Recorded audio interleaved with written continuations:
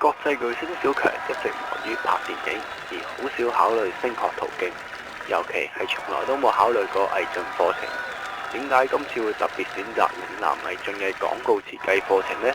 當我第一次聽到毅進廣告課程嘅時候，其實我拒絕嘅，因為你唔可以即刻叫我讀，我即刻讀。第一，你要俾我試一下，我又唔可以話讀完之後你喺份成績表加咗好多評語，令到張成績表多咗好多。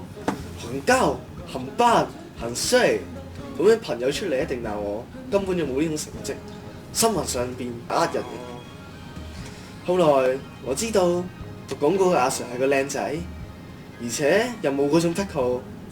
後來我讀下之後，起碼我而家自己讀得好舒服，每日仲喺度上堂添，而且仲會介紹俾幾個朋友一齊上嚟上堂。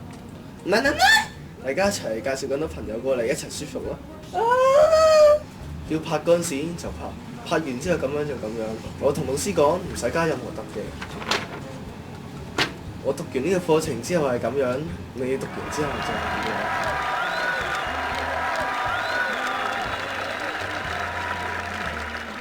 我讀毅進，我有 life。